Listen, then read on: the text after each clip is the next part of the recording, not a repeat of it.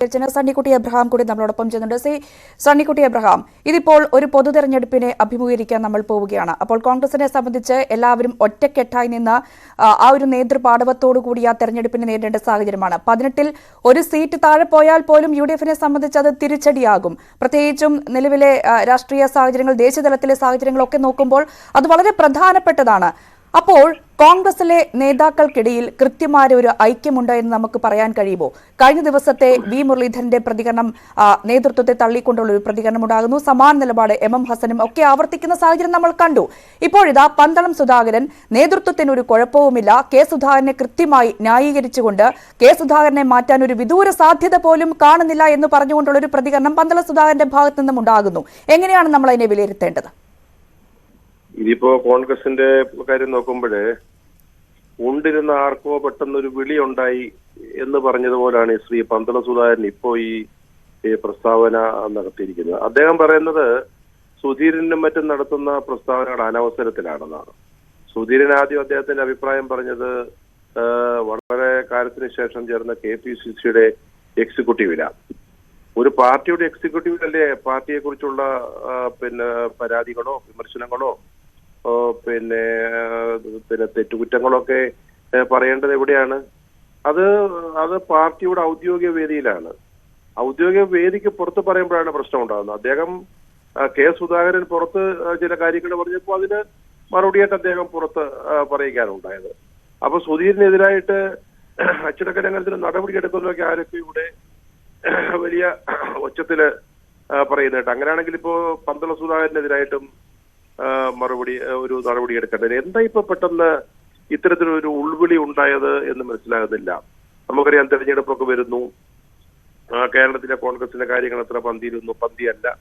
അങ്ങനെ ഒരു സാഹചര്യത്തില് എക്സിക്യൂട്ടീവ് കൂടുന്നു, ചർച്ച നടക്കുന്നു, ചർച്ചകളിൽ വിമർശനം ഉണ്ടാകുന്നു. അതിലേക്ക് ആ അർത്ഥത്തിൽ എടുക്കേണ്ടതിന് പകരം ഓരോരോ നേതാക്കള് ഒരു പ്രസക്തിയുമില്ലാത്ത സമയത്ത് അനവസരത്തിൽ നിന്ന് അതിനാണ് പറയുന്നത്. ഈ അനവസരത്തിൽ ഇത്തരം കാര്യങ്ങൾ പറയുക. ഇനി സുധീരനെ വിമർശിക്കൽ മാത്രമല്ല, കെ സുധാകരനെ പാർട്ടി പ്രസിഡന്റ് സ്ഥാനത്ത് നിന്ന് മാറ്റുന്ന വിദൂര സാധ്യത പോലും ഉള്ളത്. അത് ശ്രീ പന്തളം സുധാകരനാണോ തീരുമാനിക്കുന്നത്? ഇല്ലായിരിക്കാം, ഉണ്ടായിരിക്കാം, അത് നമുക്ക് അറിഞ്ഞുകൂടാ.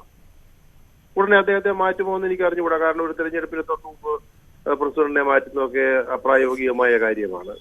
പക്ഷെ അതെങ്ങനെ പന്തളം സുധാകരനെ പോലെ KPCC എക്സിക്യൂട്ടീവിൽ മാത്രമായ അംഗമായ ഒരാൾക്ക് എങ്ങനെ പറയാൻ പറ്റും? അദ്ദേഹം അതിനും അപ്പുറത്തേക്ക് പറയുന്നുണ്ട്. KC വേണുഗോപാൽ ചിലപ്പോൾ കേരളത്തിലെ മുഖ്യമന്ത്രിയാകുമെന്ന് ആകുന്ന ആർക്കാ പറയാൻ പറ്റുക?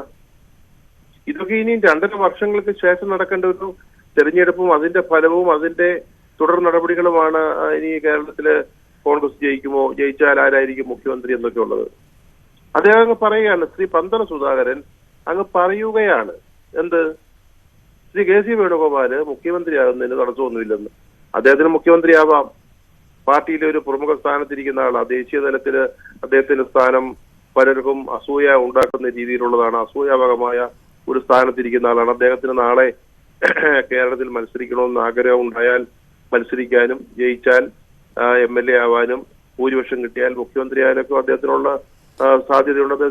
അതാണ് KC വേണുഗോപാലിനെ പുകഴ്ത്തി അദ്ദേഹം മുഖ്യമന്ത്രി സ്ഥാനത്തേക്ക് വരാനുള്ള സാധ്യതകളൊക്കെ മുന്നിൽ ആ ഒരു കാര്യങ്ങളൊക്കെ എടുത്തു പറഞ്ഞുകൊണ്ട് അല്ലെങ്കിൽ സുധാകരനെ പൂർണ്ണമായും പിന്തുണച്ചുകൊണ്ടൊക്കെ രംഗത്ത് വരുമ്പോൾ അദ്ദേഹം കൂട്ടിച്ചേർക്കുന്ന ഒരു കാര്യം കൂടിയുണ്ട്. തനിക്ക് ഇനിയും പാർലമെന്ററി രംഗത്തേക്ക് വരാൻ സാധ്യതയുണ്ട്. പൊതു തെരഞ്ഞെടുപ്പിന് ഇനി മാസങ്ങൾ 2-3 അല്ലേ ഉള്ളൂ. അല്ല, ഞാൻ പറഞ്ഞില്ല അതിനും സാധ്യതയ്ക്ക് കുറവൊന്നുമില്ല. ശ്രീ പന്തളം സുധാകരന് വരുന്നതിന് എന്താ കുഴപ്പം? ഞാൻ ചോദിച്ചോട്ടെ, ഇപ്പോ നമ്മുടെ പുടിക്കത്തിൽ സുരേഷ് പറ്റുമെങ്കിലും മാലികരിൽ നിന്ന് മാറി നിയമസഭയിലേക്ക് മത്സരിക്കണമെന്ന് ആവശ്യപ്പെടുന്നു. അല്ലെ, അദ്ദേഹം ഒരു അഭിപ്രായം പറഞ്ഞു. അങ്ങനെ ഉണ്ടെങ്കിലും മാവേലിക്കര മത്സരിക്കാൻ എന്തുകൊണ്ട് യോഗ്യനാണല്ലോ പന്തളം സുധാകരൻ. ഇനി അതുപോലും ആണോ ഇപ്പൊ പെട്ടെന്ന് സുധാകരനെയും KC വേണുഗോപാലിനെയും റോക്കറ്റിൽ കയറ്റി നിർത്തിക്കൊണ്ടുള്ള ഈ ഒരു പ്രസ്താവനയുടെ അർത്ഥം എന്ന് നമ്മൾ സംശയിക്കേണ്ടതുണ്ട്. അദ്ദേഹത്തിന് എല്ലാ യോഗ്യതയുമുണ്ട്. അത് സംവരണ മണ്ഡലമാണ്. സംവരണ വിഭാഗത്തിൽ നിന്ന് കോൺഗ്രസിലെ ഏറ്റവും മുമ്പിൽ നിൽക്കുന്ന ഒരു നേതാവാണ്. എല്ലാവരും അവരവരുടേതായ താല്പര്യം പണ്ടൊക്കെ ഗ്രൂപ്പായിരുന്നു. വ്യക്തികളാണ്, വെറും വ്യക്തികൾ.